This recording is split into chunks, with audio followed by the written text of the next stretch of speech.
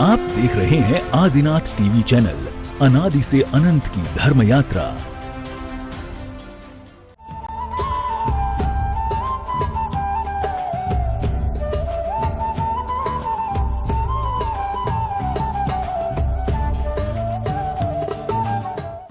इस कार्यक्रम के पुण्यार्जक हैं श्री कंवरलाल जी महावीर प्रसाद जी, पाटनी, मदनगंज, किशनगढ़, राजस्थान।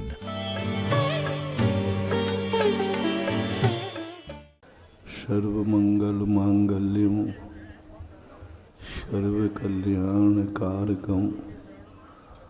प्रधानम सर्वधर्माणां जैनम जयतु शासनम, जैनम जयतु शासनम। पंच परमेष्टि भगवान की जय। आचार्य श्री गुरुवर कुंद कुंद महाराज की जय। आचार्य श्री गुरुवर विद्यासागर महाराज की जय। जगत पूज्य मुनि पुंगव श्री सुधा सागर जी महामुनिराज की, समस्त मुनि संघ की।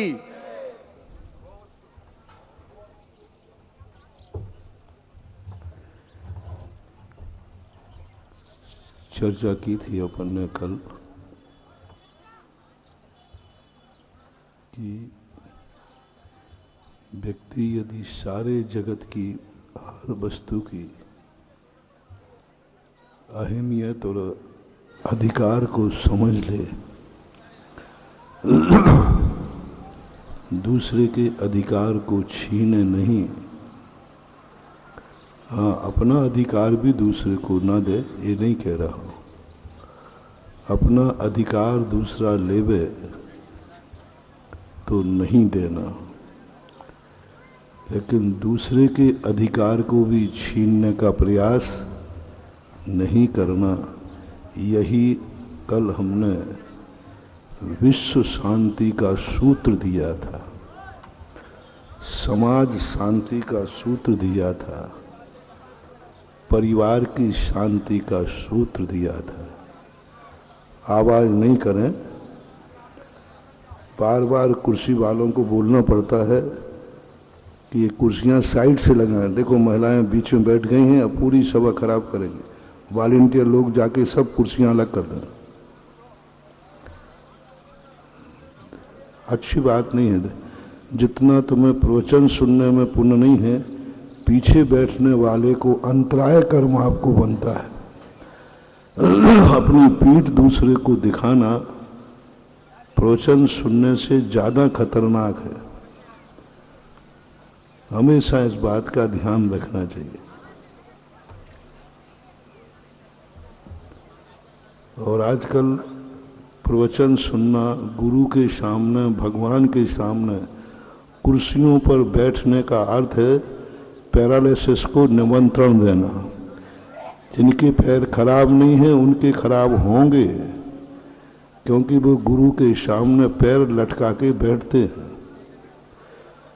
उचित कदाचित कभी कोई बीमारी हो तो इस ढंग के छुप कर के बैठे कि गुरु की नजर तुम्हारे पैरों पर ना पड़ जाए,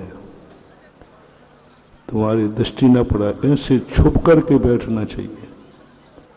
जब मजबूरी, वो भी बहुत मजबूरी हो तो, अन्यथा मेरा चलो आपने कह दिया तो सारे भारत को यही संदेशा है, देव साध गुरु के सामने अपने घुटनों के नीचे का हिस्सा दृष्टि नहीं पड़ना चाहिए।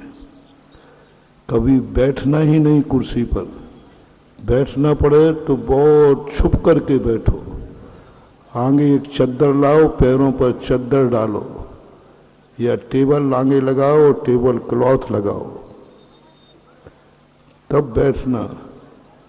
पैर लटका करके बैठ जाते हैं।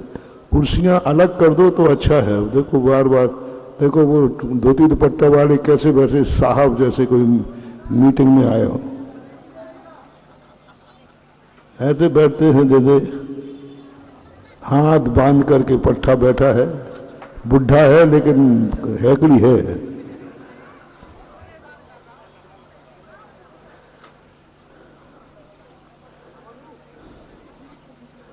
कुर्सियां हटा दे तो अच्छा है। और मेरे सामने से तो हटा ही दें कम से कम, क्योंकि जिस तरीके से वो बैठते हैं तो मुझे दया आती है कि इनका कितना अशुभ कर्म का बंद होगा, कल के दिन ये फिर रोएंगे, इसलिए मैं बार बार टोकता हूं। साइड से कर दे, ऐसे साइड में करना है। तो अपने जीवन का सबसे बड़ा सूत्र है, हम दुनिया को समझना चाहते हैं लेकिन दुनिया के अधिकार को नहीं समझना चाहते। हम मात्र अपने अधिकार को चाहते हैं, मेरा अधिकार कोई न ले ले, लेकिन दुनिया का अधिकार मैं नहीं छीनूंगा। एक बहुत बड़ी क्रिया पूज्यवर पूज्यपाद स्वामी ने श्री सरवार सिद्धि में कही, परहस्त क्रिया। अशुभ कर्म के बंद के आश्रव में एक क्रिया आई, 25 क्रियाएं हैं। उन 25 क्रियाओं में कुछ पुण्य बंद के कारण है, कुछ पाप बंद के कारण। एक परहस्त क्रिया कही, दूसरों के कार्य को स्वयं करना। पहले वर्णों की व्यवस्था बनाई गई थी, दूसरों के कार्य को स्वयं करना यानी उसके अधिकार को खत्म करना। जैसे आप लोग बाल आदि बनवाते हैं, ये बनाने का कार्य नाई का था, लेकिन अब धीरे धीरे स्वयं कटिंग करने लगे, तो ये परहस्त क्रिया कहलाती है। दूसरे के अधिकार को छीनना। अब आज सारी की सारी मिक्सिंग हो गई है, ऋषभ देव ने व्यवस्थाएं बनाई थी। उसी बात को हम कह रहे हैं, आप कोई भी चीज का उपयोग कर रहे हैं, कुछ भी कर रहे हैं, तो कहीं ऐसा तो नहीं है कि ये दूसरे के अधिकार की छीन करके हम उस अधिकार का उपयोग कर रहे हैं। यदि दूसरे के अधिकार का हम उपयोग करेंगे तो एक दिन हम अपने स्वयं अधिकारों को भी भोगने लायक नहीं रहेंगे। जो कार्य जिस कारण से, जिस साधन से होता है, उसे अन्य कार्यों से, अन्य साधन से करने पर आश्रव क्रिया होती है। तो कल हमने ये बात कही थी, आज हम स्वयं अधिकारों की बात करते हैं। कल कहा था कि तुम्हें कुछ नहीं करना जिंदगी में, कि हम किसी के अधिकार को नहीं छीनेंगे, किसी की अधिकृत वस्तु को हम ग्रहण करने का भाव नहीं करेंगे। चाहे सोने का बिस्कुट पड़ा हो, लेकिन हमें मालूम है कि ये हमारा नहीं है, हम उस पर नीयत खराब नहीं करेंगे, क्योंकि हमारा है ही नहीं। हमें मालूम है, स्पष्ट है किसका है, ये हमें मालूम नहीं है, लेकिन ये भी मालूम पक्का है कि हमारा तो नहीं है। हमारा नहीं है, बस इतना सा हमें ज्ञान करना है। किसका है वो जाने। उठाना ही है तो उसको पुलिस के ऑफिस में भेज दो। वहां भी भेजते समय नोट कराना, नहीं तो वहां से भी गायब हो जाएगा। वहां नोट कराना, FIR लिखाना कि भाई ये वस्तु मुझे मिली, लिखित में दीजिए।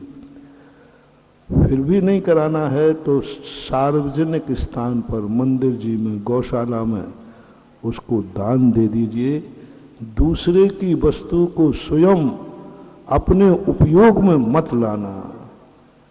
दूसरे का ली हुई वस्तु को, सोने का बिस्कुट तुम उठा तो लोगे, लेकिन वो बिस्कुट तुम्हें इतना अभिशाप बनेगा कि तुम्हारे तिजोरी में रखा हुआ तुम्हारा खुद का सोना गायब कर देगा, बर्बाद कर देगा। ऐसी हालत ला देगा कि तुम्हें वह बेच करके कर्जा चुकाना पड़ेगा। जब कोई चीज तुम्हारे जीवन में ऐसी आवे, तुम्हारी नौबत कभी ऐसा आ जाए कि तुम्हें मकान बेचना पड़ रहा है कर्जा में, तो मेरा एक मोटिवेशन है कहीं आपने किसी की जमीन पर अतिक्रमण तो नहीं किया? कभी तुमने दूसरे के मकान को हड़पने का भाव तो नहीं किया? यदि किया है, बस उसी का परिणाम। तुमने किसी के सोने के किसी भी वस्तु पर, वो वस्तु तुम्हारे जैसे उपयोग में आएगी, तुम्हारी निजी वस्तु को वो समाप्त कर देगी। कल मैंने उदाहरण दिया था चोर का, जेबकट का, रावण का। रावण ने पर वस्तु पर अपनी नियत खराब की, स्व वस्तु भी छिन गई। स्व वस्तु भी नहीं है, आज वो नरकों में पड़ा है। पर वस्तु पर नियत खराब की, आज वो स्व वस्तु भी भोगने लायक नहीं है, नपुंसक है नारकी पर्याय में, क्योंकि उसने पर वस्तु पर नियत खराब की थी। इसलिए तो ये सारा विस्तार से मैंने कल कहा था। आज दूसरा पक्ष है कि हम अपने अधिकार एरिया को पहचानें, अपने स्वयं के अधिकार। हमारा क्या अधिकार, 3 प्रकार से हम पहचानें। पहली पहचान ये करें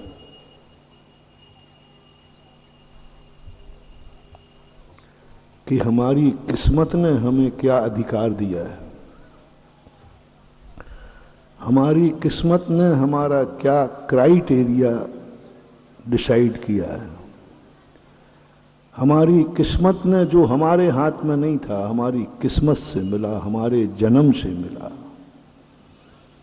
जो हमारे हाथ में नहीं था, हमारी किस्मत ने दिया। मर करके तुम भारत में जन्मे हो, तुम्हारी किस्मत ने जन्म दिया। मर करके तुम जैन कुल में जन्मे हो, ये तुम्हारा नहीं, तुम्हारी किस्मत ने जन्म दिया। अतीत में किया हुआ जो तुमने पुरुषार्थ था, अतीत में किए हुए तुमने जो अच्छे कार्य किए थे, उस किस्मत ने तुम्हें जन्म दिया। अब इस अधिकार क्षेत्र को समझो। भारत देश में तुम्हारा जन्म क्यों हुआ? अमेरिका में जन्म जाते, और कहीं भी जन्म सकते थे। भारत में जन्म क्यों दिया तुम्हें कर्म ने? क्यों तुम्हें इतना वीआईपी माना? क्या अधिकार देना चाहता है एक कर्म? विग्रह गतौ कर्म योगा। उसमें तुम्हें जैन कुल में बनाया। कहीं भी जन्म दे सकता था, हरिजनों में जन्म दे देता, कोई अजैनों में जन्म देता, कहीं भी दे सकता था। तुम्हें जैन कुल में जन्म तुमने नहीं लिया है, तुम्हारी किस्मत ने तुम्हें दिया है। तुमने नहीं लिया, तुम्हारे हाथ में नहीं। तुम्हारे हाथ में भावना थी, जो कल हमने मध्याह्न में अभिषेक कराते समय कहा। तुम्हारी भावना थी कि हमें ऐसा कुल मिले जहां मैं जिनेन्द्र देव का अभिषेक कर सकूं। कोई कारण नहीं, कोई कारण नहीं, एक ही कारण है हमारा, और साथ में इसी संबंध के कारण है। आपने भावना की थी, कर्म ने तुम्हें अधिकार दे दिया, तुम्हें जैन बना दिया। तुमने जिंदगी में कहा होगा, भावना की होगी, हे भगवान मुझे जन्म जन्म तक जिनेन्द्र भगवान मिलते रहे, ऐसा कुल मुझे मिले। कर्म ने मान लिया। हे भगवान मुझे ऐसा कुल में जन्म हो जिस कुल में मांसाहार ना हो, नशाखोरी ना हो, सप्त व्यसन ना हो, रात्रि भोजन ना हो। बस मैं कुछ नहीं चाहता हूं। मैंने जो पाया, पूर्व जन्म की कहानी बता रहा हूं तुम्हारी। तुम बहुत बड़े धर्मात्मा थे। जितने जैनी हैं ये अतीत के बहुत बड़े धर्मात्मा थे, ज्ञानी थे, जैन धर्म को समझने वाले थे। स्वाध्याय था, मुनियों के भक्त थे, भगवान को जानते थे, उस समय तुम्हारे मन में एक भाव आया कि बस भगवान मर तो रहा हूं, कहीं ऐसा जन्म ना हो जाए जहां लोग रात्रि में खाते हो। माँ बाप ही रात्रि में खाएंगे, माँ बाप ही अभक्ष सेवन करेंगे, माँ बाप ही व्यसन करेंगे। बस मुझे ऐसा कुल नहीं चाहिए। कर्म ने तुम्हारी बात मान ली और तुम्हें ऐसा कुल अधिकृत कर दिया जिस कुल में ये सब पाप माने जाते हैं। अब आपके लिए बहुत बड़ा खतरनाक मोड़ है। आपने ये भावना भा करके बहुत बड़ी गलती की है। क्या भावना भा के कि मेरा जन्म भारत में हो, भारत में भी जैनी के यहाँ हो, जैनी में भी मैं भगवान का अभिषेक कर सकूं, मैं रात, ये भावना भाकर आपने बहुत बड़ी गलती की। दूसरी गलती कर्म ने की कि वो आपकी बदमाशी नहीं समझ पाए कि इनकी भावना पाखंडी है, झूठी है, ऊपर से है। क्योंकि कर्म और धर्म बहुत सीधे हैं, इनको दुनिया छल लेती है, दुनिया छल लेती है। मान जाते, कैसे मान जाते देखो ना। चौके में तुमने बोला मन शुद्धि, वचन शुद्धि, काय शुद्धि, हमने मान ली चाहे एकौ शुद्ध नहीं हो। है ना, हमने दोबारा पूछा भी नहीं, तुमने कहा तो हमने मान लिया कि हो भैया। हम तो क्या जानते ये क्यों झूठ बोलेगा, और वो भी गुरु के सामने क्यों बोलेगा। जो जैसा होता है दुनिया को वैसा ही मान लेता है। साधु को सब साधु दिखते हैं, ये क्यों गलत बोलेगा, क्यों झूठ बोलेगा, ऐसा ही दिखता है। तो हमने अपना नेचर तो बता दिया, अब तुम्हारा तुम जानो। फिर भी मान लेता है, कर्म भी ऐसे ही मान लेता है।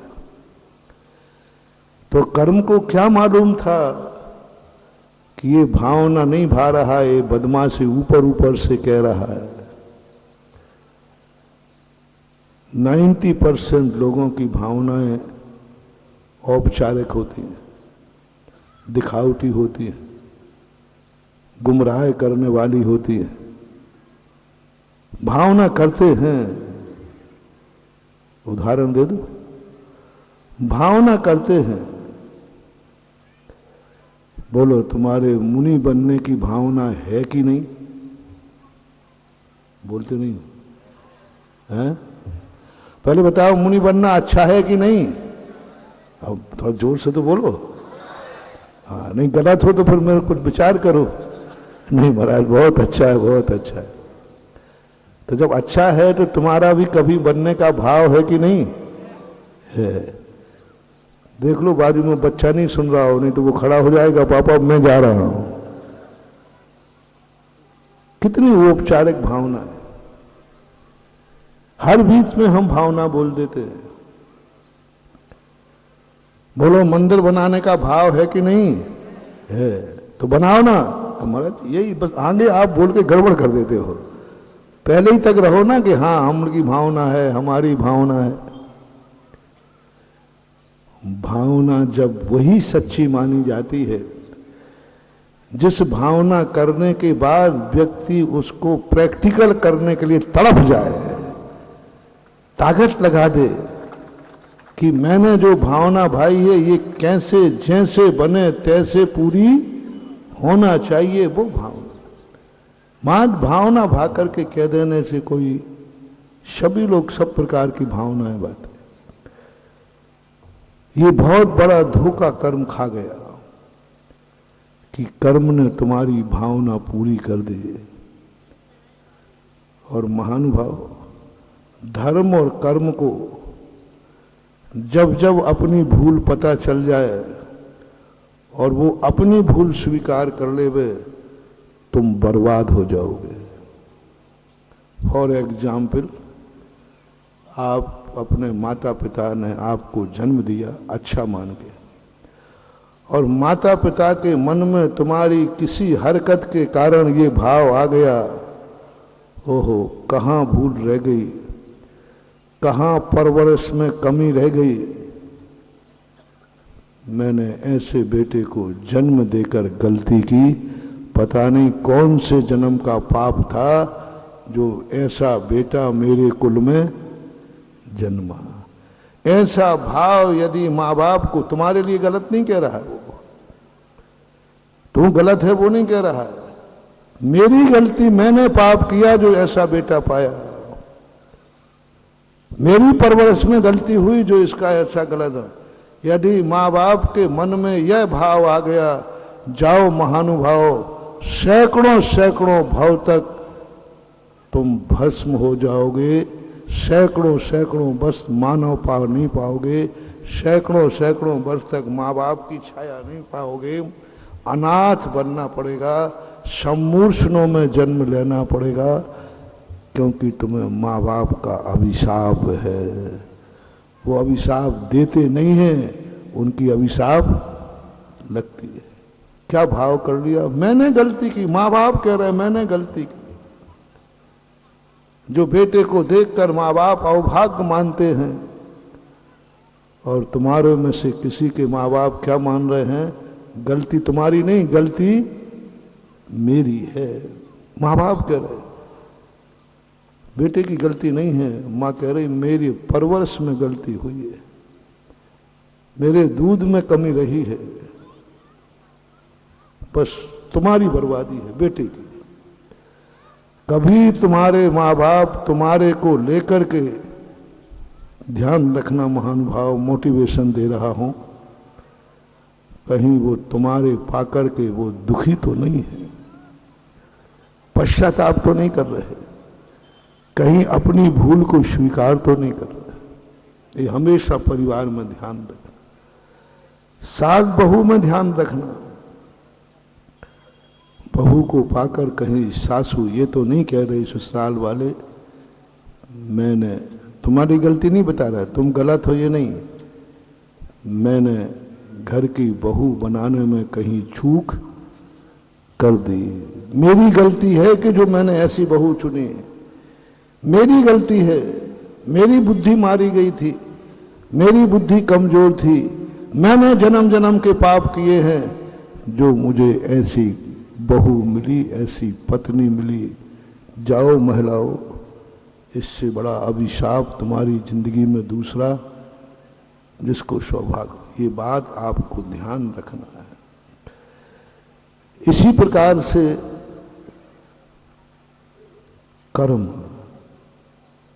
कर्म भी, तुमने जो क्राइटेरिया उसने दिया कि जाओ तुम्हें जैन बनाता हूं, तुमने कहा ना मुझे भगवान का अभिषेक करने मिलना चाहिए, ऐसे कुल में जन्मो जहां भगवान को छू सकूं।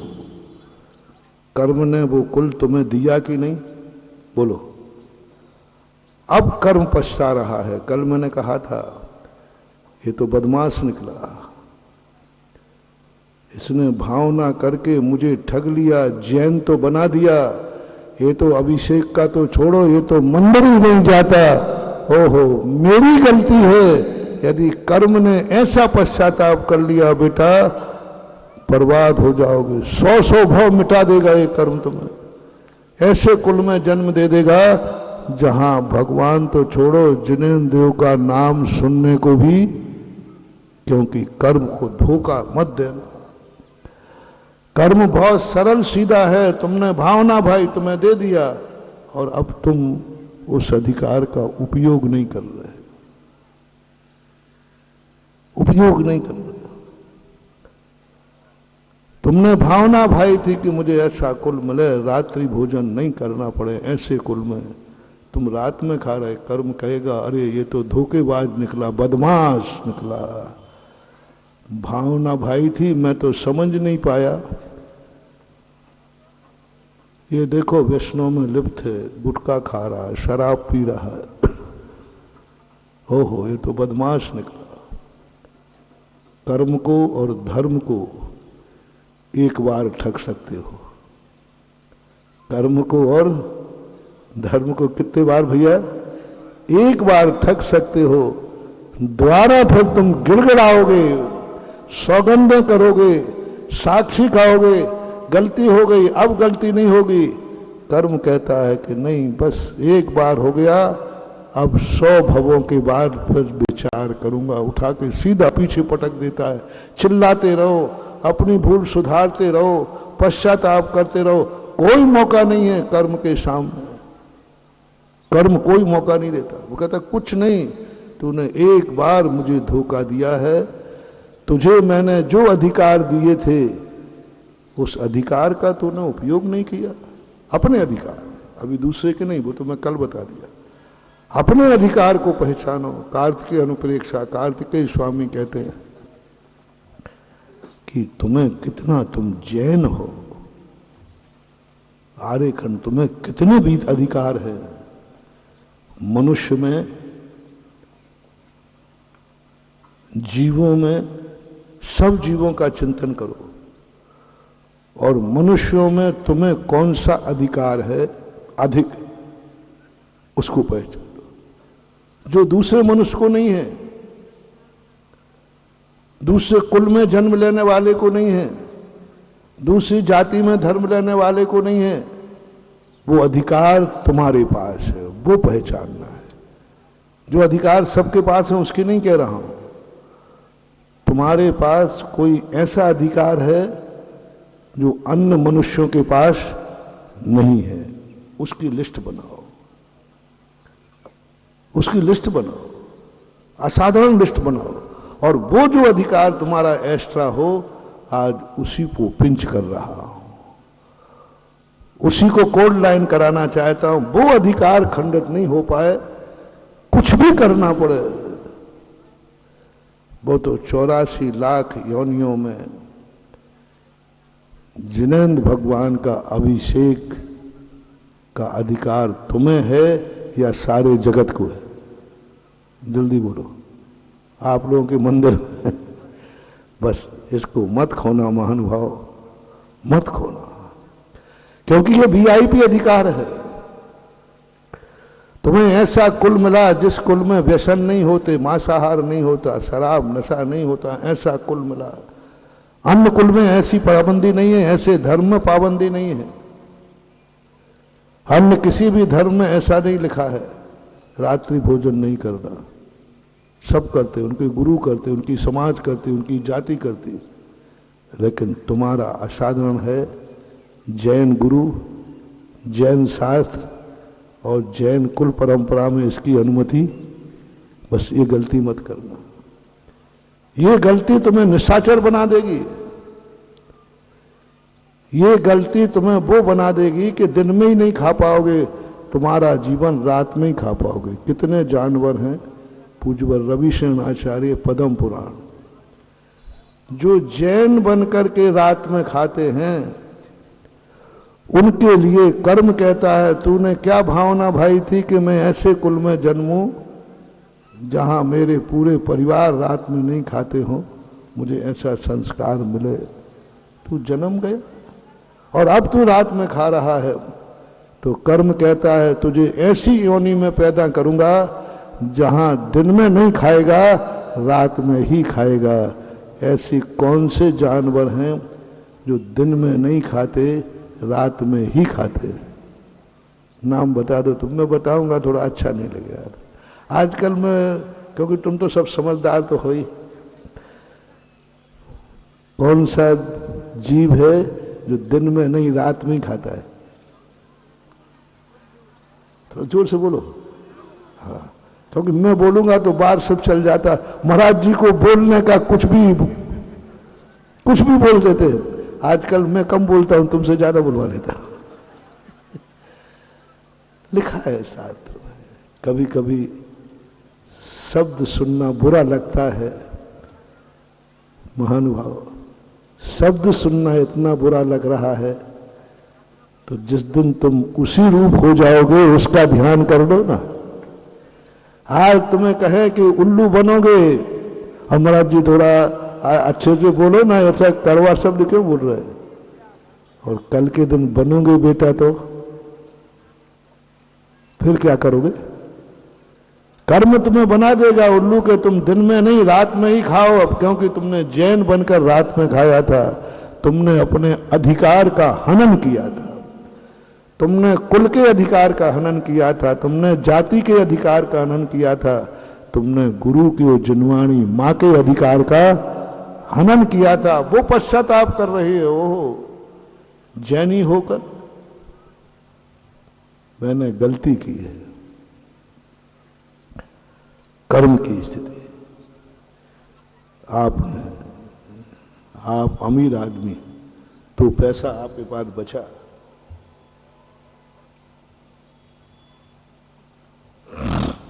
दो पैसा आपके पास बचा, ऐसे ही नहीं बचा बंधु। संसार में कितने जीव हैं, पशुओं को देखो, पूरे दिन भर में मार पेट भर पाते हैं, वो भी पूरा नहीं भरता। पशुओं को दिन भर वो घूमते किस लिए रहते हैं? मार। कितनों के पेट भी नहीं भर पाते। किस लोगों को तो भूख लगती है नारकी आदि को, लेकिन उसको भोजन नहीं मिलता। तुम वो महान आत्मा हो जो पेट भरने के बाद भी तुम्हारे पास दो रोटियां बच जाती। तुम वो आदमी हो कि तुम्हारे खर्च के बाद तुम्हारे पास 2 रुपया बचता है। कैसे बच गया है? कैसे ये तुम्हें वीआईपी व्यवस्था मिल गई? कैसे तुम्हारी 2 रोटियां बच गई? तुम्हारे पास तो अभी इतना खाने को है कि साल भर नहीं कमाओ तो भी खाने को है। कोरोना के समय पर हमने यही सर्वे किया, उज्जैनी के नाम ढूंढो जो बदकिस्मती के पास साल भर खाने को नहीं है बिना कमाए। क्योंकि जैनी वो है, सबसे कम जैनियों में, सदा कहता हूं, सबसे कम जैनियों में कमाने वाले होते हैं और सबसे ज्यादा जैनियों में खाने वाले होते हैं। ये जैनी की पहचान है। आप देखना अन्य जाति में या निम्न जाति मजदूर में 10 कमाते हैं, फिर भी 10 के पेट नहीं भर पाते, फिर भी उनके कोई कमी रहती है। और जैनियों में ये डिपार्टमेंट तो पूरा नहीं, पूरा खाऊ है, कमाऊ तो है ही नहीं। जिस जाति की महिला जाति कमाऊ नहीं होती है, उस जाति का कभी विनाश नहीं होता है, ये पक्का है। महिला जाति को कमाना पड़े परिवार के लिए, महिला जाति को कमाने का भाव करना पड़े, समझ लेना उस वंश का, उस जाति का दुर्भाग्य है। स्त्री की कमाई खाना पड़े वंश को, नीति है ये। स्त्री की कमाई पूर्ण, नहीं खिसकाए नहीं भाई, नहीं भाई, ओ भाई, अब प्रवचन चालू हो गया। भोजन शुरू करने के बाद किसी को खिसकाना नहीं। ये लेट आने वालों की कभी व्यवस्था नहीं करना, ये सब बदमाश लोग रहते हैं। लेट आने वालों की कभी व्यवस्था नहीं करना चाहिए, नहीं तो कल और लेट आएंगे। आगे आने वालों को बिल्कुल हाथ पैर फैला के बैठना चाहिए। आगे आया है, क्या बात हो, आगे आने का कोई वीआईपी कोटा ही नहीं मिले, इसलिए खड़े रहना दो बाहर। टाइम भी ध्यान रखना चाहिए। क्या बोल रहा था मैं? हाँ, महिलाओं की कमाई कभी तुम्हें खाना पड़े, कमाई बनाई नहीं कमाई। महिला को कमाने के लिए देरी के बाहर जाना पड़े, महिला को किसी पर घर में जाकर के मजदूरी करना पड़े, महिला को कभी दूसरे के धंधे में जाकर के वहां नौकरी करना पड़े, महिला को दूसरे के कार्य करना पड़े तुम्हारे घर के। मैं मना नहीं कर रहा हूं, गलत भी नहीं बता रहा हूं, बस इतना कह रहा हूं, तुम्हारा दुर्भाग्य है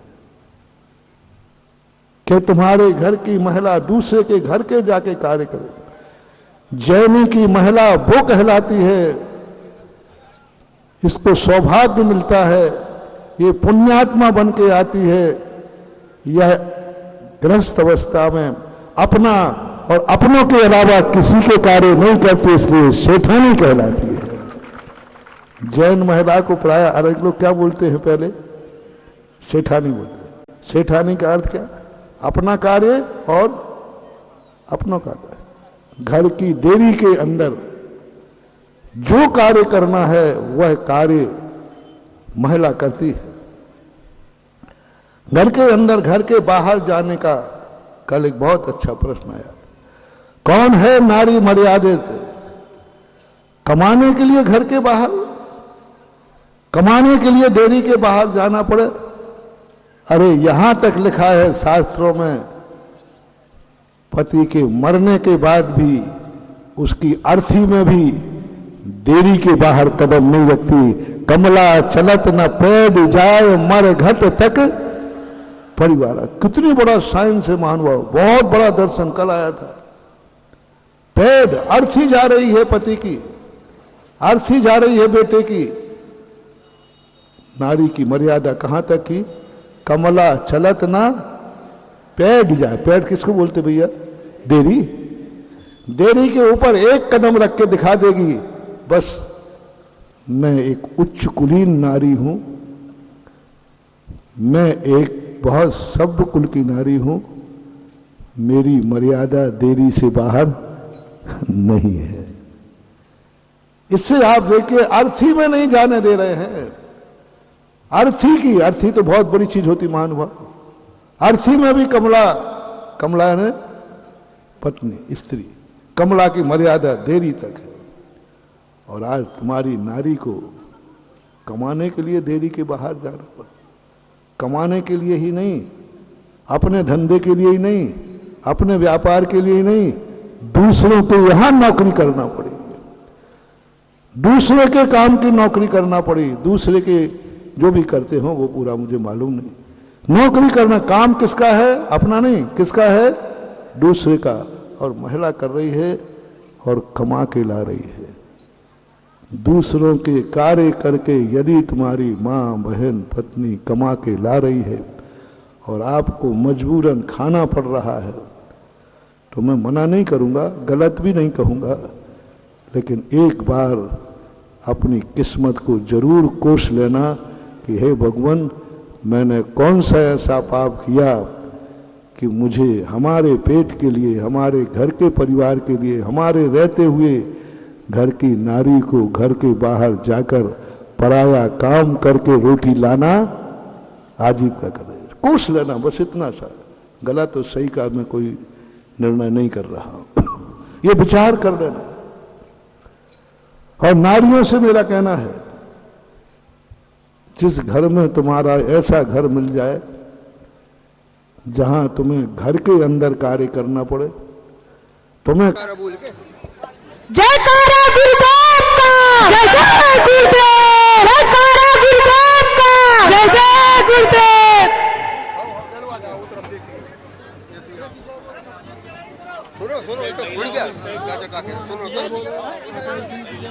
संत श्रोमणी आचार्य भगवान विद्यासागर जी महामुनि राज जी की जय। आचार्य भगवान समय सागर जी महामुनि राज जी की। कृपया करके उस साइड बैठे। पुनि पंगो सुधा सागर जी महामुनि राज जी की। नगर गौराचार्य, लेडीजों को साइड बैठा लो, जेंट्सों को साइड छोड़ो। महिलाएं इस साइड बैठे। जय बोलो पूज्य मुनि पुंगव श्री सुधा सागर जी मुनि महाराज की जय। सबसे पहले पूज्यवर के चरणों में सकल दिगंबर जैन समाज कोटि कोटि बार नमोस्तु करती है। उपस्थित यहाँ पंडाल में जितने भी श्रावक श्राविका उपस्थित हैं, सभी से विनम्र निवेदन है कि कृपया शीघ्र अपना स्थान ग्रहण कर लें। महिलाएं इस तरफ बैठे मंच के बाईं ओर और पुरुष वर्ग दाईं ओर बैठे। शीघ्र मंच पूरे, कोई भी खड़ा ना रहे मंच के आगे। कुछ तो बात है ऐसी सूरज की तरह चमकते चेहरे में, कुछ तो बात है ऐसी सूरज की तरह चमकते चेहरे में, जो हर कोई अपना दीवाना बना देता है, जो हर कोई को अपना दीवाना बना देता है। लोग मंदिरों में भगवान को ढूंढते हैं, लोग मंदिरों में भगवान को ढूंढते हैं। ये सुधा सागर पाषाण को भी भगवान बना देते हैं, ये सुधा सागर पाषाण को भी भगवान बना देते हैं, ये सुधा सागर पाषाण को भी भगवान बना देते हैं। हर सागर महासागर नहीं होता, हर सागर महासागर नहीं होता, हर कलश गागर नहीं होता। होते हैं इस जहां में हजारों संत, होते हैं इस जहां में हजारों संत, पर हर संत विद्या सागर नहीं होता, पर हर संत विद्या सागर नहीं होता। जय जय गुरुदेव, जय जय गुरुदेव, जय जय गुरुदेव। तुम जैसे कहीं और हमें गुरुवर न मिलेंगे, तुम जैसे कहीं और हमें गुरुवर न मिलेंगे। हमें छोड़ कर ना जाना, हमें छोड़ कर ना जाना, हमें भूल न जाना हो। तुम जैसे कहीं और हमें गुरुवर न मिलेंगे, तुम जैसे कहीं और हमें गुरुवर न मिलेंगे। समताधारी करुणाधारी ममता धर गुरु, ममता धर गुरु। मरना ममता इस देह की पूजा करे गुरु, बरसा करे गुरु। क्या हमको तेरे स्नेह की, क्या हमको तेरे स्नेह की मंजिल न मिलेगी हो। तुम जैसे कहीं और हमें गुरुवर न मिलेंगे। नजरें उठा के देख ले तो किस्मत बदल दे, किस्मत बदल दे। धरती को तीर्थ कर दे वो जिस ओर भी चल दे, वो जिस ओर भी चल दे। मानव के रूप में वो, मानव के रूप में वो ईश्वर न मिलेंगे हो। तुम जैसे कहीं और हमें गुरुवर न मिलेंगे, तुम जैसे कहीं और हमें गुरुवर न मिलेंगे। जगत पूज्य निरामक श्रमण मुनि पुंगव श्री सुधा सागर जी महामुनि राज की जय जय जय। नमोस्तु महर्षि, नमोस्तु महर्षि, नमोस्तु महर्षि। जय बोलो पूज्य आचार्य गुरुदेव श्री विद्यासागर जी महामुनि राज की जय। सकल बाहर से हमारे जो भी अतिथि गण पधारे हुए हमारे नगर में, उन सबका हार्दिक वंदन करती है सकल दिगंबर जैन समाज जैसी नगर। सर्वप्रथम सकल दिगंबर जैन समाज मुनि श्री के चरणों में श्रीफल भेंट करेगी और आशीष प्राप्त करेगी कि पूज्य श्री पूज्य मुनि श्री के पावन श्री चरणों में सकल दिगंबर जैन समाज एवं उपस्थित सभी श्रावक श्राविकाओं की ओर से कोटि कोटि बार नमोस्तु निवेदित करते हुए प्रार्थना करते हैं कि हे स्वामी, हम सभी के मिथ्यात्व रूपी अंधकार को अपने सम्यक्त रूपी सूर्य से त्रोहित करें। अपनी अमृतमयी देशना के माध्यम से इसी मनोभाव के साथ पूज्य श्री के चरणों में कोटि कोटि बार नमोस्तु नमोस्तु नमोस्तु।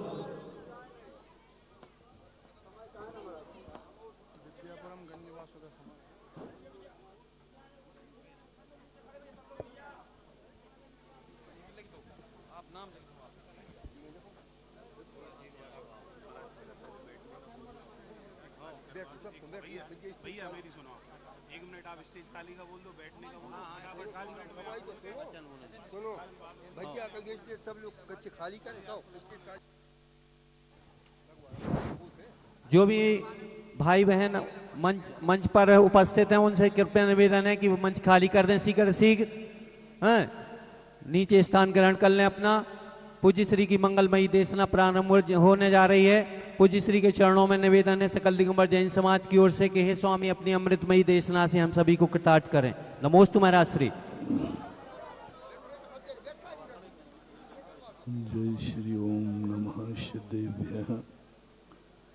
जय श्री ओम नमः सिद्धेभ्यः। जय श्री ओम नमः सिद्धेभ्यः। सर्वमंगल मांगल्यं सर्वकल्याणकारकं प्रधानं सर्वधर्माणां जैनं जयतु शासनं। पंच परमेष्ठी भगवान की आचार्य श्री गुरुवर कुंद कुंद महाराज, आचार्य श्री गुरुवर विद्यासागर महाराज की।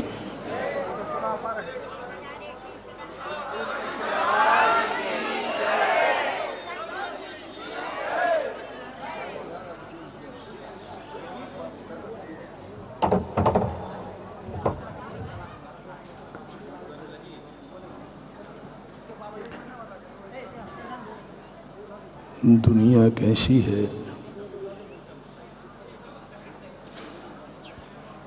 इसका हमें ज्ञान होना चाहिए। दुनिया हम कैसी चाहते हैं इसका ध्यान होना चाहिए।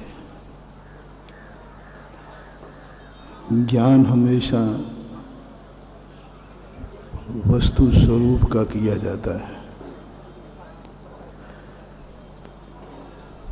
और वस्तु स्वरूप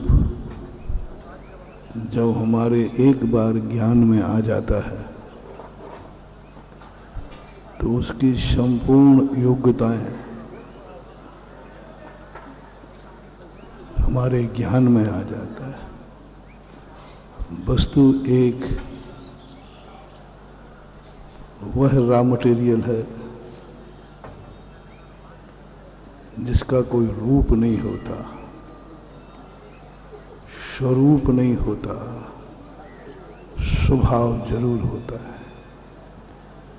प्रत्येक वस्तु का एक अपना नेचर होता है, स्वभाव होता है, लेकिन वो नेचर और स्वभाव मात्र एक क्षण का ज्ञान का विषय बनता है, लेकिन वस्तु का जो अंदर छुपा हुआ रूप है उसको जानने के लिए वस्तु का ज्ञान किया जाता है। सबसे पहले दुनिया को जानो, सबसे पहले दुनिया में अपने आप को जानो और इसको जानते ही आपको एक ज्ञान होगा कि सभी वस्तुओं का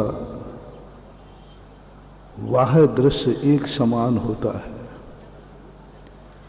लेकिन अंतरंग एक समान नहीं होता। बाहर से सभी पेड़ वनस्पति दिखती हैं, लेकिन अंदर से सभी वनस्पतियां एक समान नहीं होती। इसी प्रकार सब चीजों की तरफ, जल को हम दूर से देखते हैं तो सब जल एक समान दिखते हैं, लेकिन सभी जल एक समान होते नहीं है। सृष्टि को देखो तो सब सृष्टि एक समान दिखती है, चाहे हिंदुस्तान हो, चाहे पाकिस्तान हो, चाहे अमेरिका हो, लेकिन हर देश एक समान होता, हर देश की अपनी संस्कृति है, हर देश के अपने संस्कार हैं। ऐसा ही सभी व्यक्ति मनुष्य एक समान होते, लेकिन सभी मनुष्य अंतरंग से एक समान नहीं होते। सभी हम गांव देखते देखते आ रहे हैं, सभी गांव एक समान ही हैं, लेकिन जब अंदर घुसो तो पता चलता है सब गांव अलग अलग है।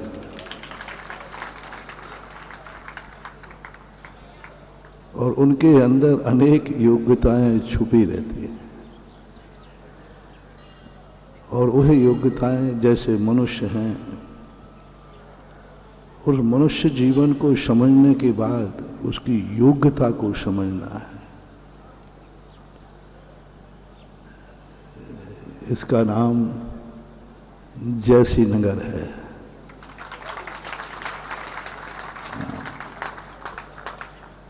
32 साल पहले मात्र जैसी नगर को हमने जाना था।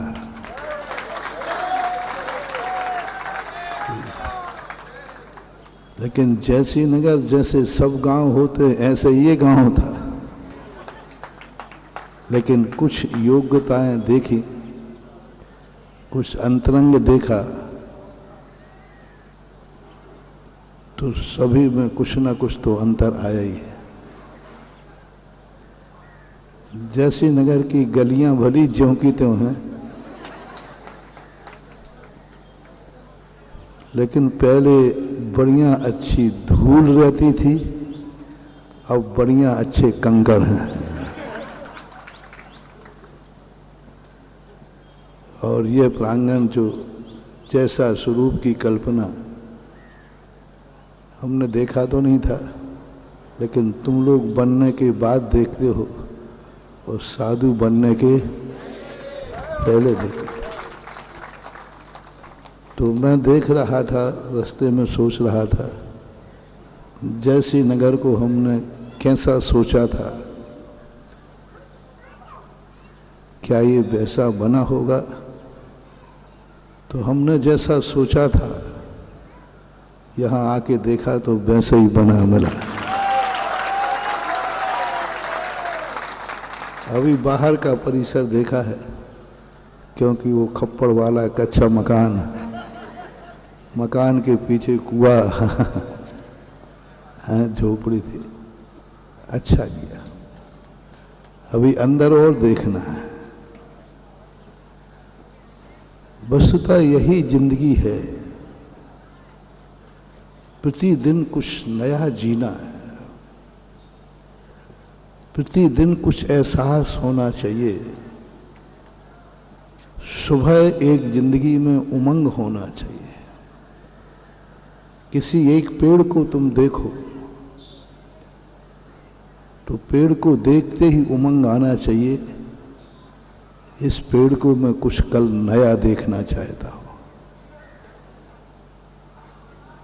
किसी भी चीज को देखो, सुबह उठते समय एक विकल्प होना चाहिए। आज की जिंदगी में आज का दिन कुछ नया करूंगा, और शाम को जब दिन अस्त होगा तो अनुभव में ऐसा आ जाए कि आज का दिन जितना अच्छा निकला इतना आज तक पीछे का नहीं निकला।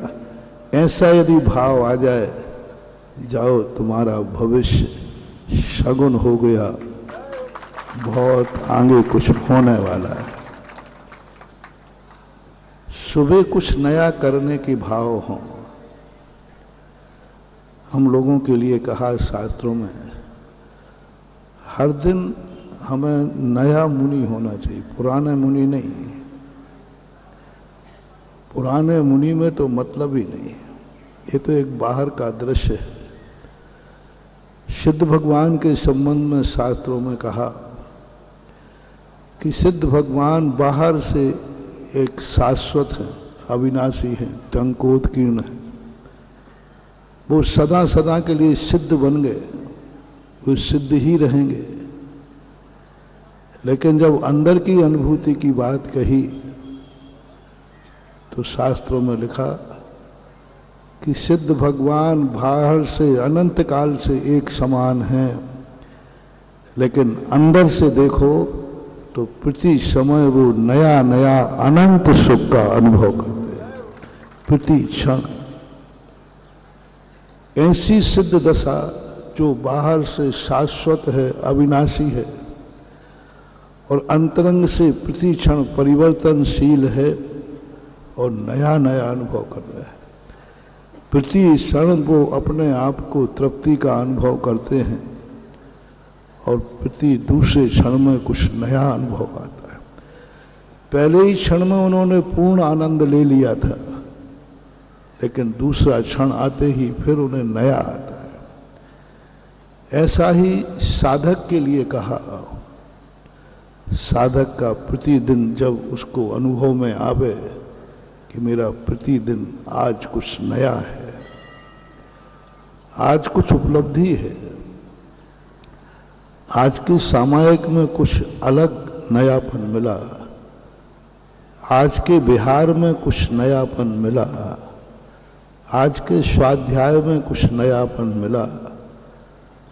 पूरे 28 मूल गुण जीवन भर के वही वही हैं, लेकिन जब आनंद की अनुभूति में आए तो प्रति क्षण नया नया आना चाहिए। ऐसा ही आप लोग मंदिर में जाते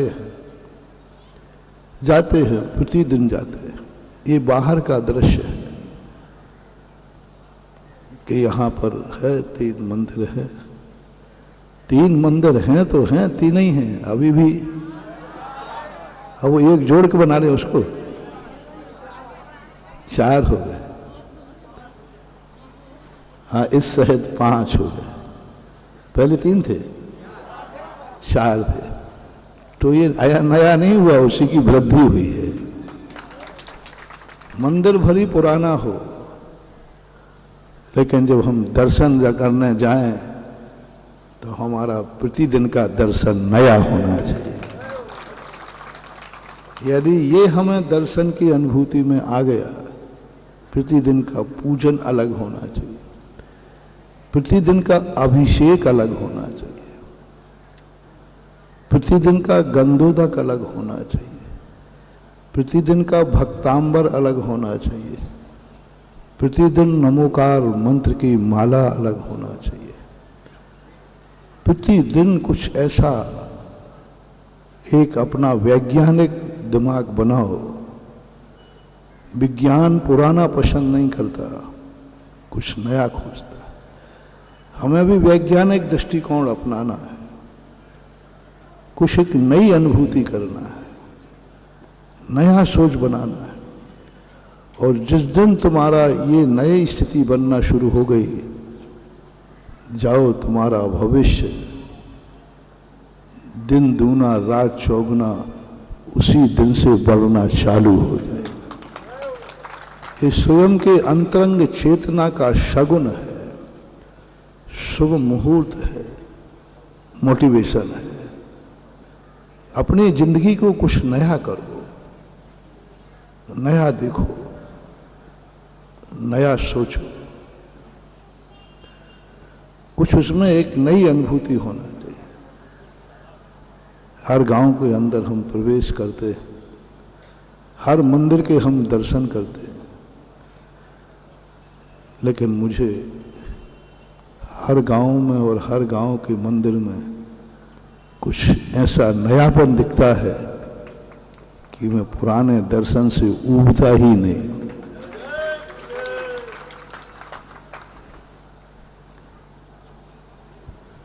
जो एक के बाद एक,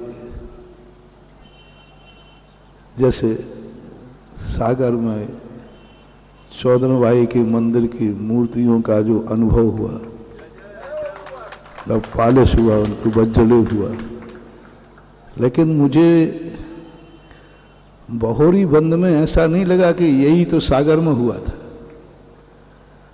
वहां लगा कि ये तो सागर में हुआ ही नहीं जो यहां हुआ। शिल्पी भी वही था, लेप भी वही था, लेकिन देखने का नजरिया अलग नया था। अभी मैं विहार करते हुए आ रहा हूं, हर मंदिर की मूर्ति में कुछ नया मिलता है। सोचते हुए जाता हूं, होगा ये गांव कोई, चलो चलते, लेकिन वहां पहुंचने के बाद लगता है कि ये आना व्यर्थ नहीं है, यहां कुछ नई उपलब्धि है। कटनी से चला, कटनी के जो मंदिरों में पाया,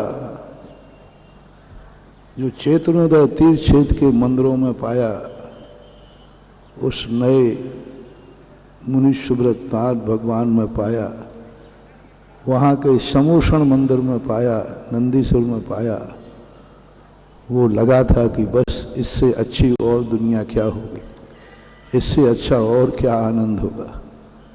लेकिन जैसे ही बहोरी बंद में आया तो हर चीज सेकंड लगने लगी, वो फर्स्ट हो गई।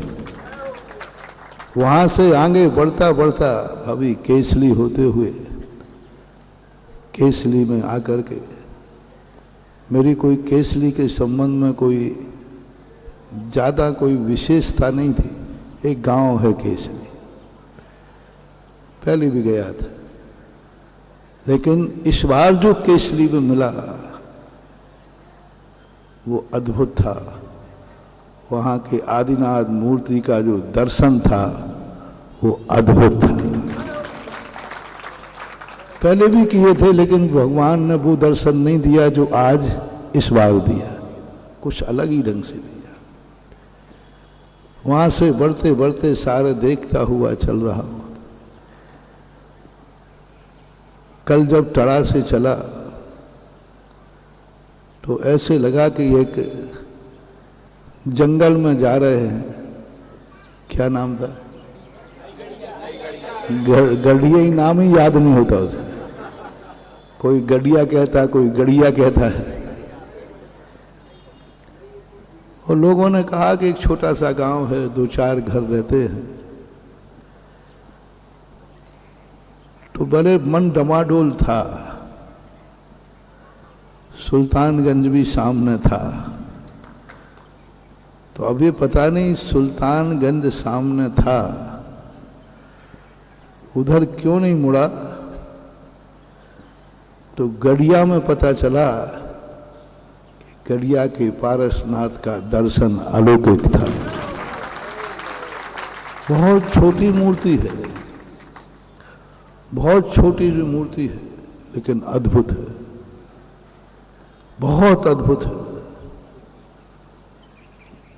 और मैंने भी बहुत बड़ी बड़ी स्थितियां बनाई, आप सोच के दंग रह जाओगे। गढ़िया कोई बड़ा शहर है क्या? सबसे छोटा गांव, 4-5 घर हैं और उसकी बुराई और कर लो थोड़ी बहुत।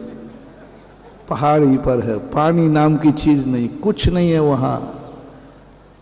मंदिर खप्पड़ का है, खप्पड़ का। मंदिर काय का है? और कोई बुराइयां हो तो कर लो। मैंने भी बाहर से खप्पड़ का मंदिर देखकर मेरा, क्योंकि मेरी नेचर है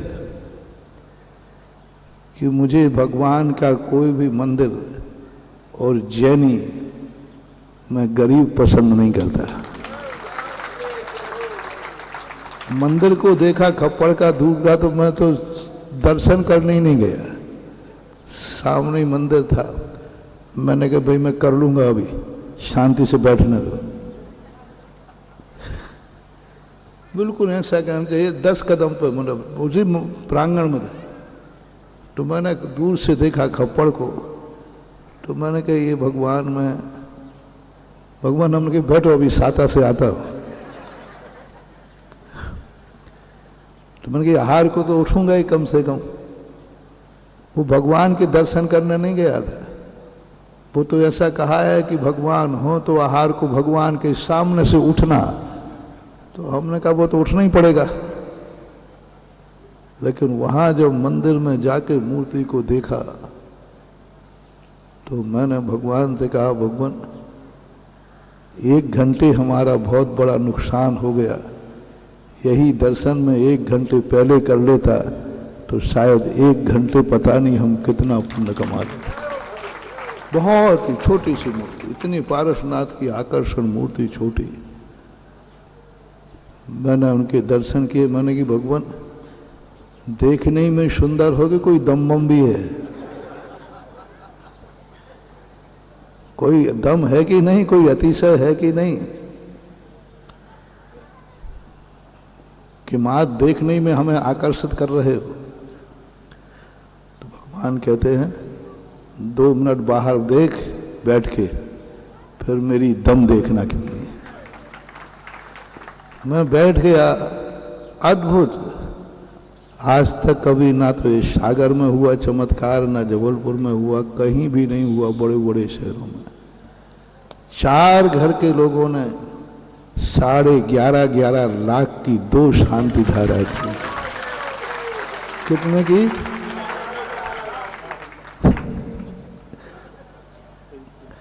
सुन रहे हो सागर वालों? तैयार हो? अब तैयार है।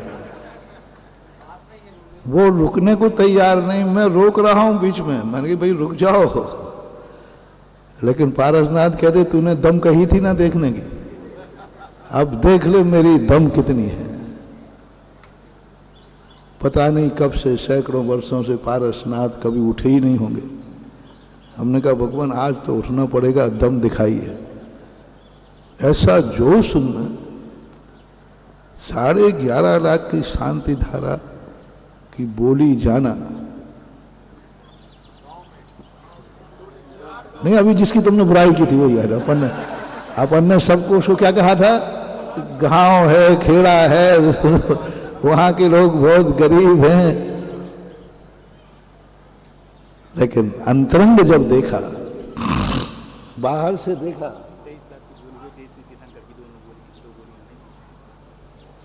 अंतरंग जब देखा, इससे सिद्ध है कि बाहर से देखकर किसी वस्तु का निर्णय सही नहीं हो सकता। अंतरंग निर्णय कभी कभी चमत्कारी होता है। मैं उन बब्बा की, दद्दा की अभी भी शकल देख रहा हूं कि ना तो वे शकल से लगे, ना कपड़ों से लगे। हम चलो गए, इनका घर होगा तो घर देख भी गए तो घर से भी नहीं लगे। घर से भी ऐसे लग रहे थे जैसे कि खप्पड़ के घर हैं सभी। लेकिन अंतरंग एक ऐसा जोश, एक शांति धारा नहीं थी 11.5 लाख की, 2 थी। टोटल कितने हो गए? 23 लाख की शांति धारा। और पारसनाथ का नंबर कौन सा है? 23वां नंबर है। कौन कहता है गांव में घूमने में कुछ नहीं मिलता? कौन कहता है गांव में शक्तियां नहीं होती? लगता है कि इन गांव में क्या रखा है। लोग बड़े बड़े शहरों की तरफ दौड़ते, लेकिन गांव में जो अंतरंग भावना होती है, बहिरंग नहीं कह रहा हूं, बाहर से तो क्या दिखता है? पूर्णेश दिखती है। लेकिन अंतरंग की जो विशुद्धि भाव होते, परिणाम होते। और अब जब पारसनाथ ने अपनी दम दिखाई तो मैंने भी कहा भगवान मैं भी आपका ही चेला हूं, अब मेरी भी दम देख लो। पारसनाथ ने अपनी दिखा दी, अब मैंने भी अपनी दम दिखाई कि मेरे नमोस्तु करने के बाद भगवान अब आप खप्पड़ में नहीं रहेंगे। या तो मुझे बुलाते नहीं, आ गया हूं तो अब तुम्हारी ये दशा तो खप्पड़ में है। वहां जानवर रह रहे हैं, गंदगी कर रहे हैं, उल्लू बसने लगे, बिजूका बसने लगे। मैंने कि बस भगवान अब नहीं होगा। अब तो आप भली गांव में रहें, लेकिन आपका मंदिर भी होगा तो मंदिर भी शानदार होगा। 2-3 घंटे में भूमिका बनी और कच्चे से पक्का मंदिर शिलान्यास हो गया। होता है। और यही स्थिति उस समय जैसी नगर की भी कम नहीं थी। अब वो तो जो है सो है, वो तो तुम जानी और हम जाने। लेकिन आज मानस्तंभ, चतुर्मुखी मानस्तंभ, उस समय जब ये आया था पास कराने के लिए लाए थे ना, तो एक होता है बस जिंदगी की भी अंतरंग दशा, ये उदाहरण लेकर के अपन को अपनी अंतरंग दशा पर जानना। जो कुछ भी अपने बाहर है यही हमारा जिंदगी नहीं है। हम बाहर से भली पंचम काल के, बाहर से भली हमारा शरीर शक्तिहीन है, बाहर से भली हम कमजोर हैं, थोड़ा अंदर तो झांको, अनंत सागर लहराता है। बस वही जैन दर्शन यही कहता है कि बाहरिक दृष्टिकोण का ज्ञान करो, बाह्य वस्तुओं का ज्ञान होना चाहिए, लेकिन ध्यान अंतरंग वस्तु का होना चाहिए। बाहर का ज्ञान नहीं करोगे तो अंतरंग नहीं जा पाओगे। तो बाहर तो चाहे सृष्टि हो, चाहे अपना जीवन हो, पर्याय बहिरंग होती है। ये जीवन, ये काल, ये शरीर, ये सब कुछ वैभव, ये सब बाहर से जरूरी नहीं है कि बहुत कम लोग होते हैं जो बाहर से भी पूर्ण होते हैं, उनकी संख्या नगण्य होती है। जो बाहर से भी पूर्ण होते हैं, एक निर्णयात्मक तो कह ही नहीं सकते कि बाहर से हर व्यक्ति पूर्ण होता है।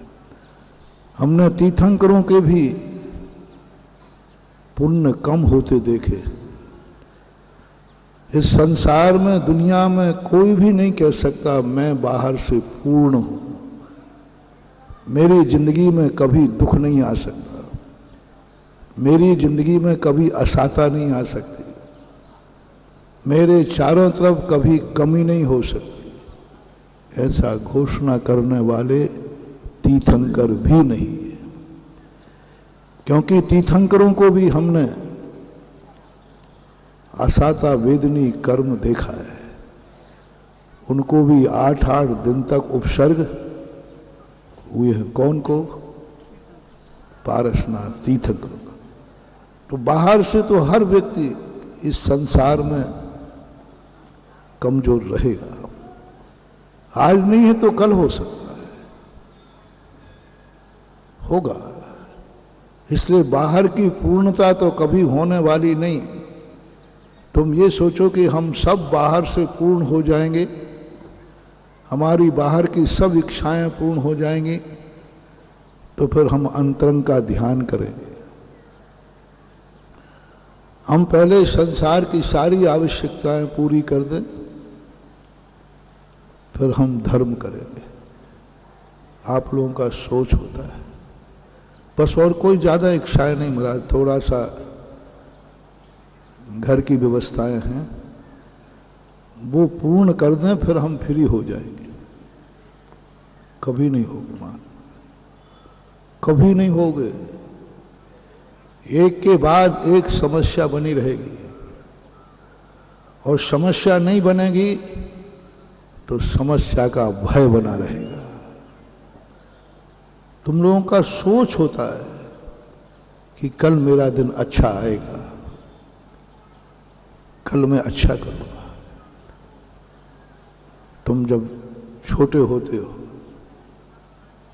तुम्हारी माँ कुछ नहीं कहती, यही कहती बेटा बड़ा हो जा, फिर तुझे जो करना हो करो। अभी एक गांव में गए थे, तो वहां पर एक बच्चा धर्म की तरफ बढ़ रहा था। तो उसके मम्मी पापा बोले कि बेटा थोड़ा बड़ा हो जा, फिर तू कर लेना धर्म। तो मैंने कहा भैया वो तो अभी छोटा है, तुम बड़े हुए हो कि नहीं? वो तो अभी छोटा है, तुम बड़े हुए हो कि नहीं? तो उन्होंने कहा महाराज जी हम बड़े तो हो गए, लेकिन थोड़ी सी समस्या है, इन बच्चों को निपटा दें फिर कुछ नहीं बंद हो। अपनी जिंदगी में सोचो, अपनों की जिंदगी में सोचो। माता बैरी पिता शत्रु ये न बालो पाठिता। हमारा सोच होता है कि हम कल अच्छे हो जाएंगे, नहीं। आज जो तुम कर सकते हो वो कल नहीं कर पाओगे। अच्छे कार्य को तुरंत करना चाहिए। तुरंत भाव आया तुरंत कर डालो तो हो जाएगा, और जैसे ही तुमने कल पे टाला तो कल कभी आने वाला नहीं है। और वो स्थिति जब ही बनेगी जब हम बाहर को गौण करते हैं।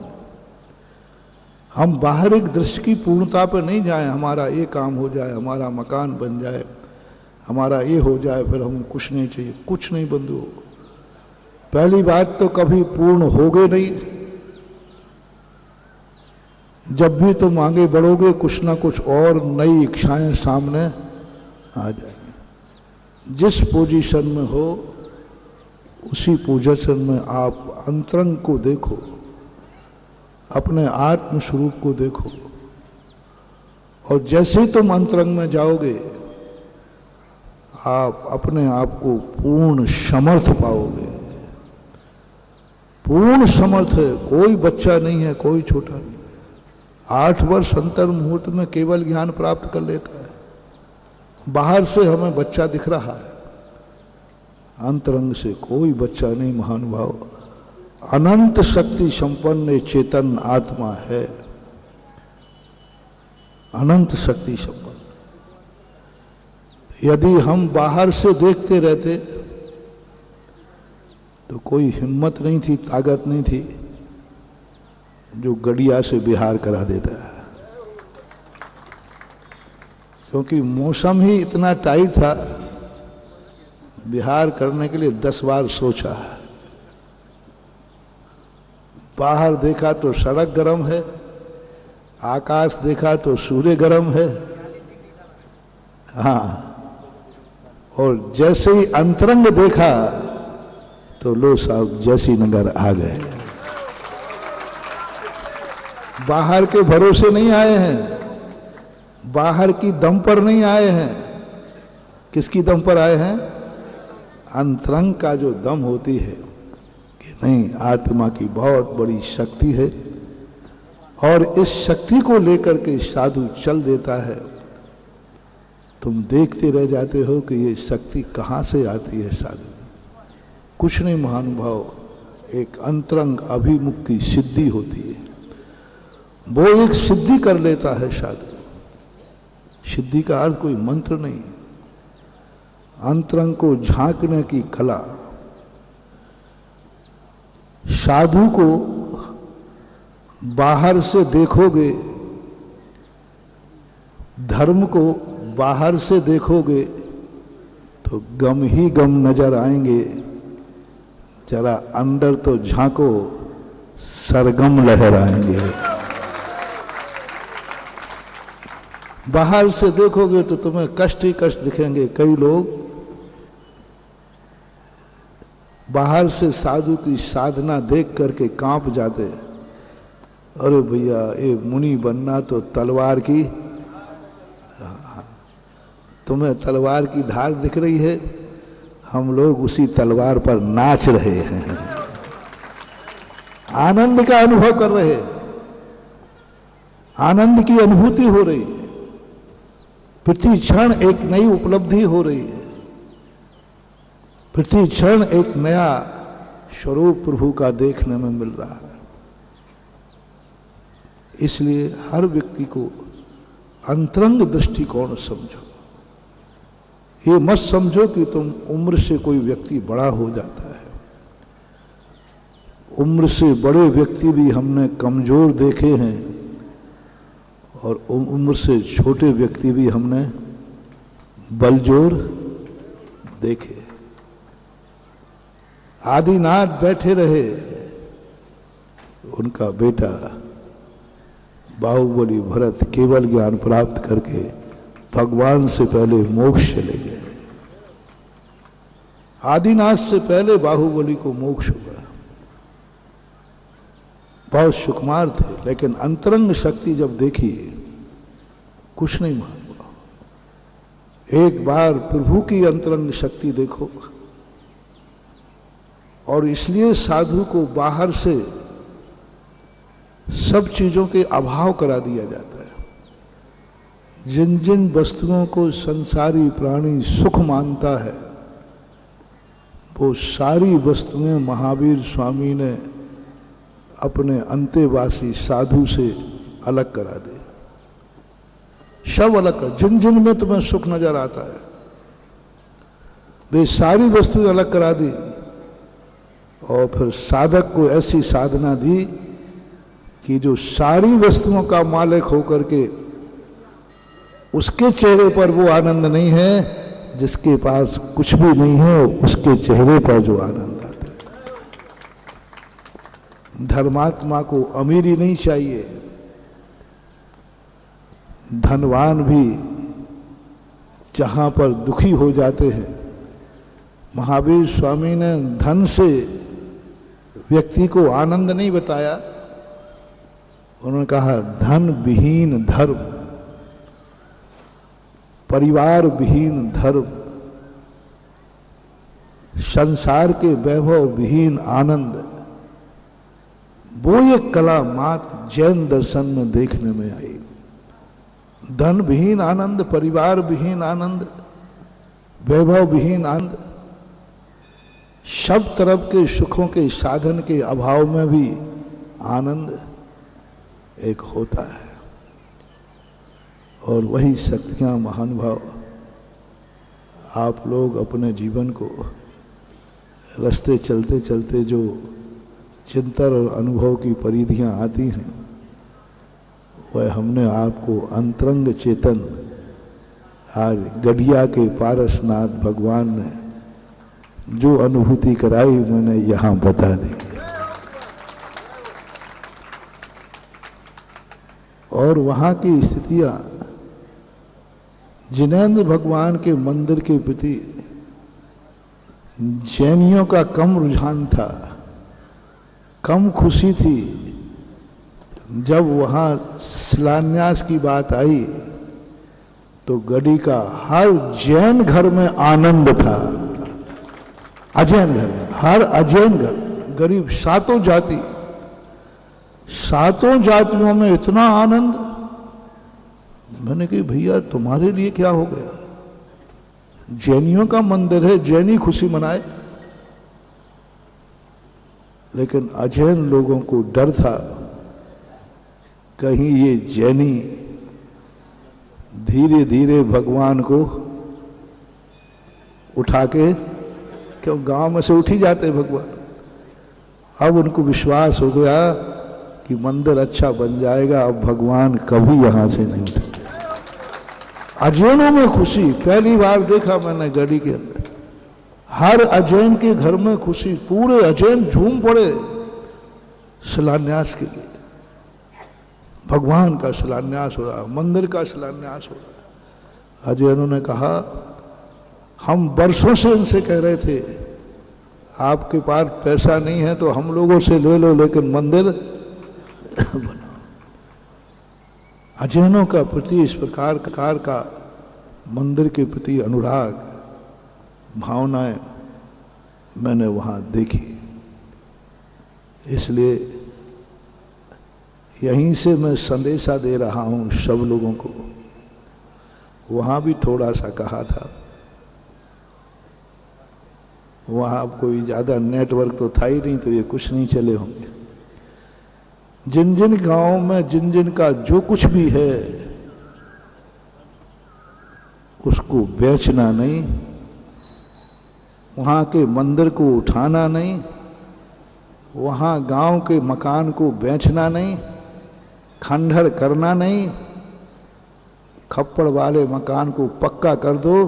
मार तुम्हें कुछ नहीं करना, साल भर में एक बार चले जाना, मकान में झाड़ू लगा लेना, भगवान का अभिषेक कर लेना। कभी कभी जो चलते फिरते साधु हैं वे कभी ना कभी उस एरिया में आ जाएंगे। तड़ा के बीच में एकमात्र स्थान है जहां कोई सहारा है। और आप चिंता नहीं करो। आपकी पीढ़ी के बाद आने वाली 50 साल के बाद सारे शहर के लोग गांव में प्रवेश करेंगे। कोरोना के बाद अमेरिका ने गांव बसाना शुरू कर दिया, क्योंकि कोरोना बीमारी ने शहर पे अटैक ज्यादा किया, गांव पे गांव बसाना शुरू कर दिए, शहर छोटे कर रही, जो गांव पहले खत्म किए थे। ऐसे स्थिति भारत की होगी और तुम्हारा मुस्तैदी मकान होगा तो उस मकान को यदि आप, इसलिए गांव से भगवान उठाओ मत, गांव से मकान उजाड़ो मत, थोड़ा बना के रखो। पृथ्वी पर परिवर्तन होता है, दुनिया घूमती है। आज तुम गांव से शहर को भागे हो, कल शहर से जैसी नगर में भी कुछ घर उठे तो हैं, लेकिन उनसे भी कहना है कि नहीं, यहां बाजू में एक पढ़ रही है, पढ़ रही, हाँ, उसकी चर्चा भी मेरे पास आई थी। उसको रखो, जीवित रखो, कुछ नया देखो। ये मत देखो कि पढ़ रही पुरानी हो गई। थोड़ा दर्शन करने जाओ, उसमें भी कुछ नया मिलेगा। और सुरक्षित किया तो आगे जाकर के आज वो मंदिर है, कल वो तीर्थ भी बन सकता है, तीर्थ भी बन सकता है। हमने कितने मंदिरों को तीर्थ बनते देखा है। बहोरी बंद एक मंदिर था, सन 1982 में मैं गया था पूज्य गुरुदेव के साथ। एक मंदिर था गांव का, छोटा सा मंदिर था, बहुत छोटा था, बहुत ही छोटा था। आज वही मंदिर एक चमत्कारक महातीर्थ क्षेत्र का रूप ले लिया। एक लमेटा गांव छोटा सा था, उठ गए, सब लोग उठ गए, मंदिर उठने ही वाला था। आज वहां पर 150 एकड़ में संस्कारोदय महातीर्थ बन रहा। आज जिनने भैंस दिए थे वे किसानों के पास बोले, भैया हमारा मकान लौटा दो। वो कहता, उस समय जब तुम्हारी बुरी हालत थी तब खरीदा, अब तीर्थ बन रहा है, हम भी लौटाने वाले नहीं। तो परिवर्तित होता रहता है। इस परिवर्तन के दौर में आत्मदर्शन, आत्मशक्ति, आत्मवैभव को पहचानो। आज इतना ही समय हो गया। महावीर भगवान के जगतपूज मुनि पुंगव श्री सुधा सागर जी महाराज की जय। जय जय गुरुदेव। जिन वाणी के ज्ञानते सुजलो कालो वाणी मुस्तक। हाँ, पूज्य श्री के चरणों में कोटि कोटि बार नमोस्तु। पूज्य श्री, कई हमारे आसपास की समाज हम आपके पूज्य दर्शन पावन श्री चरणों में श्रीफल समर्पित करने के लिए उपस्थित हुई हैं, जिसमें विद्यासागर नगर, हदाईपुर, बेगमगंज से पंचायत कमेटी एवं समाज आए और सिहोरा समाज, सिंघई देवेंद्र कुमार जी, सिंघई राजकुमार, राजेंद्र कुमार सिंघई, नीलेश, हर्षवर्धन, नीतेश कुमार, पड़रई समाज, सिद्ध बांसादेही समाज। जय बोलिए जगत पूज्य नरिया बख्श मुनि पुंगव श्री सुधा सागर जी महाराज की। आज गुरुदेव सागर की लहरें जैसी नगर में आई हैं और गुरुदेव इस भावना से आई हैं कि संबंध अगर हृदय से हो, संबंध अगर हृदय से हो तो मन कभी भरता नहीं है। और गुरुदेव 2025 का चतुर्मास अगर सागर में फिर से हो तो ये कोई ऐसी व्यक्ति नहीं होगी। गुरुदेव पढ़ रही से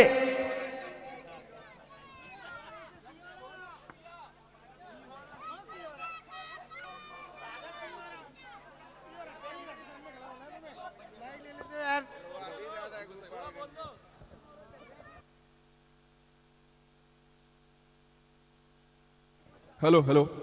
प्रबल प्रेम के पाले पढ़कर प्रभु को नियम बदलते देखा, स्वयं का मान भले टल जाए, पर भक्त का मान न टलते देखा। पढ़ रही से समस्त सिंघई परिवार की ओर से गुरुवर के चरणों में सत सत नमन। और कर्रापुर के बाद, कर्रापुर में मैंने गुरुजी से प्रार्थना रखी थी कि गुरुजी जैसे ही आपके पावन चरण पढ़रई ग्राम में पढ़ते हैं, पढ़रई के पारसनाथ भगवान के प्रतिनिधि के रूप में समस्त सिंघई परिवार यहाँ पर उपस्थित है और आपके चरणों में सत सत वंदन कर। इस कार्यक्रम के पुण्यार्जक थे श्री कंवरलाल जी महावीर प्रसाद जी पाटनी, मदनगंज, किशनगढ़, राजस्थान।